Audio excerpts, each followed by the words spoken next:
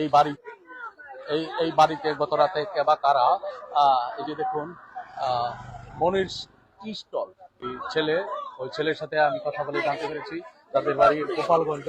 আমরা দেখবো যে এখানে আরো যারা আমার বোন মরছে, আমার বোন লাগে, আর আমার ভাই ছোট ভাই। ছোট ভাই আপনার বোন, আপনার নাম কি? আপনাদের বাড়ি কোথায়? এখানে তারা কি করতো? আমার বোন জামাই বাজে ভাড়া থাকতো, কি কাম করতে জানি না। গাড়ি ছিল, গাড়ি কোম্পানিতে ভাড়া দিচ্ছি 40,000 টাকা বেতন দেয়, আর ওই বেতন পায় আর খায়। আমার ছোট ভাইটাকে ফোন করে আনছে যে কয়জন একটা চাকরি দেবো, আমার ভাই আমার কাছে চাকরি হবে, চাকরি করে আমি একটা ভালো চাকরি দেবো, এমন ভালো চাকরি দেবো। আমি দেখছি যে একটা ইয়াতে তোমার ওই গ্রিলের মধ্যে 2 হাত বাঁধা মহিলার বউয়ের মধ্যে কষ্টিপ লাগানো, দেখলাম 2 হাত বাঁধা ইয়ার মধ্যে গ্রিলের মধ্যে মহিলা ঝুলিয়া রয়েছে, এইটাই দেখছি। আর বাকি 4 জন এইবার পড়ে রয়েছে। ঘটনাটা কোথায়? ঘটনা রাউতপাড়া পূর্বপাড়া মনিরের বাড়িতে। সকাল থেকে এইখানে গাজীপুরের যে কাপাসিয়া উপজেলা শহরের রাউতকোনা বানারহাওলা গ্রামের সীমান্ত, এই যে কাপাসিয়া থেকে যে গাজীপুর যাওয়ার যে সড়কটি রয়েছে, সড়কের পাশে মনির হোসেন নামের একজন প্রবাসী, ওনার বাড়িতে ভাড়াটিয়া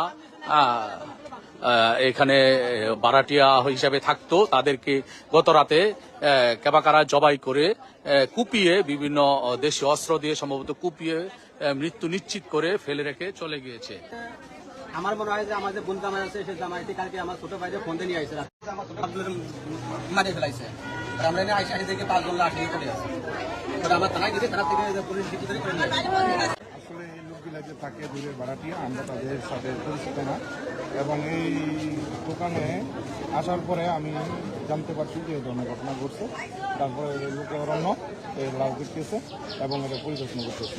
সমস্ত অবস্থায় কেন এই ঘটনা ঘটছে, কি কারণে ঘটছে তা আমরা বলতে পারি। গ্রামের আশেপাশের কেউ কিন্তু জানে না এরা কারা, মানে এদের সাথে ওইরকম পরিচিত না, কারণ এরা ভাড়াটিয়া, এদের বাড়ি গোপালগঞ্জ। এখানে গত 1 বছর যাবৎ এখানে ভাড়া থেকে কাজ করে আসছে, যার কারণে কিন্তু কেউ তাদের বিষয়ে জানা নেই, তেমনটা জানা নেই গ্রামবাসী, যার কারণে কিন্তু এই খবরটা কিন্তু জানতে এলাকাবাসী বা সাধারণ মানুষ জানতে একটু দেরি হয়েছে। ঘটনাটি ঘটেছে গত রাতে। হঠাৎ একজনে ফোন দিয়ে বললো যে আমি বাড়ি 5 জনটা ঘোরাবে চলেছে, এটা জানতে পারলাম। আইয়া দেখান যে ঘটনা সত্য। তো মানুষ যা বলতেছে তার নাকি বুড়ের জমা এগুলি মারছে, চাকরি দিব বই আই করে এরই আমরা বলছি। আগে পূর্বে এই ধরনের কোনো খুন খারাপই হয় না, আজকে যেহেতু 5 জন মার্ডার, এটা তো আমরা তো হতবাক হয়ে গেছি। এরা কারা? এখানে পুলিশ এসেছে, পুলিশ তাদের তদন্ত কাজ চালাচ্ছে। দর্শক, আপনাদের আরেকটি বিষয় জানিয়ে রাখি, এই মরদেহগুলোর পাশে কিন্তু 2-3টি চিরকুট যা কম্পিউটারে কম্পোজ করা ছিল, এরকম 2-3টি চিরকুট রয়েছে। সেই দৃশ্য কিন্তু আমরা দেখেছি। আসলে পুলিশ জানতে পারবে এর মূল ঘটনা কি। কালকে সন্ধ্যা 3টার দিক ফোন দিয়েছে, কইছে বাড়ি তোর জন্য একটা চাকরি ঠিক করছি, 19,500 টাকা বেতন, তা তুই আয়। মানে আমার বোনের ফোন দিয়েছে, পরে মনে করেন বলতেছে 19,500 টাকা বেতন, আয় তা থাক সব মালিকের। ও আবার না যেটা চাকরি করে, ঠিক আছে। তা ওর কাছে ভাই ওখানে যাবো না, আমরা কইছি না ওখানে যাতে হবে, চাকরি করতেছি। তারপরে কি মনে হয় সন্ধ্যার দিকে আইসে, টাকাও ভাড়া দিচ্ছে, ভাড়ার টাকাও ভাড়া দিচ্ছে। সন্ধ্যার দিকে আইসে, আসার পরে মনে করেন আমরা ওর সাথে ইশারা জানার সময় আমাদের কথা হয়েছে। তারপরে আর মনে করেন আমাদের সাথে কোনো কথাবার্তা বলিনি। এমনি ফোন ধরে না, ওই বোনারে ফোন দিয়ে মোবাইল বন্ধ।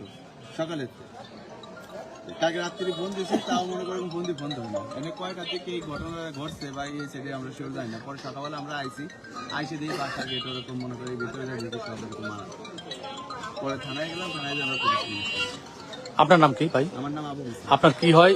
চাস্তো ভাই? জি, চাস্তো ভাই, চাস্তো বোন।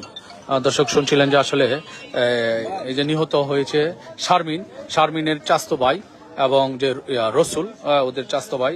এরা কিন্তু যেমনটি জানিয়েছেন যে আসলে গতকালকে এই রসুলকে ফোন দিয়ে এখানে নিয়ে আসা হয়, এমনকি আসার তার যে ভাড়া গাড়ি ভাড়াও তাকে পাঠিয়ে দেওয়া হয় যে গাড়ি করে চলে আসার জন্য। কতটা প্রি প্ল্যান হিসেবে এই ঘটনাটি ঘটানো হয়েছে এমনটাই কিন্তু এই যে পরিলক্ষিত হচ্ছে তাদের সাথে, স্বজনদের সাথে কথা বলে, যে আসলে অনেক আগে থেকে প্রি প্ল্যান করে কিন্তু এই ঘটনাটি ঘটানো হয়েছে এমনটাই কিন্তু আমরা প্রাথমিকভাবে আমরা জানলাম।